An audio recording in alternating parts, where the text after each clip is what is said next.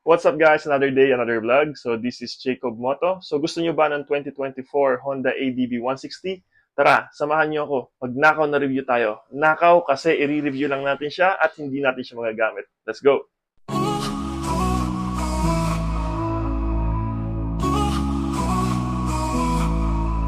I was lost but I found my way. Through the dark I chased the day. All the doubts try to hold me down, but I rose, didn't need no crown. I built my dreams with my two hands, fought the fears, took a stand. Now I see the world is mine. I'm stronger with these clouds flying high. Alright guys, so welcome sa bagong-bagong 2024 model na Honda ADV 160. Nagkakahalaga ito ng 164,900 at meron itong 3 color variants. Ito ang matte gunpowder black metallic, matte solar red metallic, at matte pearl crater metallic. May curve weight ang Honda ADV 160 na 294 pounds. Fuel capacity na 8.1 liters, malaki ito. At tumatakbo ito ng 45 km per liter at may seat height na 780 mm.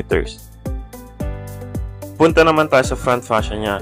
So kung titingnan nyo, napaka-pogi ng kanyang harapan. Meron itong LED headlight with LED daytime running light, LED turning lights, at naka 2 position windscreen na rin siya. Kasama na yan pag binili nyo itong ADV na to. Punta naman tayo sa kanyang front wheel. Wheel type, cast wheel. At meron naman siyang malaking gulong sa harap na ang sukat ay 110/80 R14. Naka-hydraulic disc brake tayo sa harapan with ABS system. Tapos naka 31mm Showa telescopic fork suspension na din siya.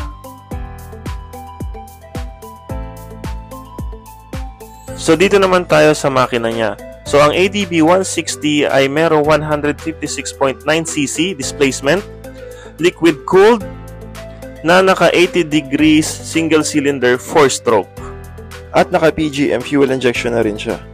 May maximum power ito na 11.8 kW at 8,500 RPM. May maximum torque ito na 14.7 Nm at 6,500 RPM. Dito naman tayo sa likod, naka LED taillights na siya at saka LED turning light signals. Ang ADV 160 natin ay meron namang rear suspension na twin Showa shocks. Then ang rear wheel naman niya ay merong sukat na 130/70 R13. So mas maliit ito. Rear brake naman natin ay mechanical single disc brake.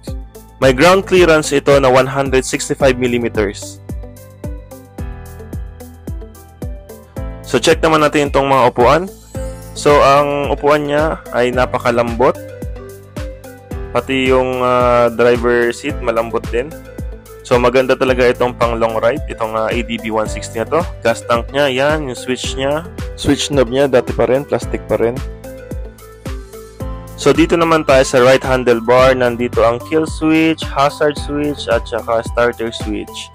Punta naman tayo dito sa brake lever niya, ganun pa din. At hindi pa din adjustable ang kanyang brake lever, pero pwede naman palitan kung gusto nyo. So punta naman tayo dito sa left handlebar. So dito natin makikita ang ating busina, flasher, at saka sa high beam, low beam. Tapos ang ating brake lever dito ay hindi pa rin adjustable. So pwede pa rin siyang palitan kung gugustuhin natin. Ito mga accessories na rin to, add-ons. Tapos meron siyang digital cluster gauge. So, sakyan naman natin itong Honda 160. So, by the way, I'm 190 cm, 6'2", and 105 kg. So, ganito ang itsura natin pag nakasakay tayo sa Honda ADV 160.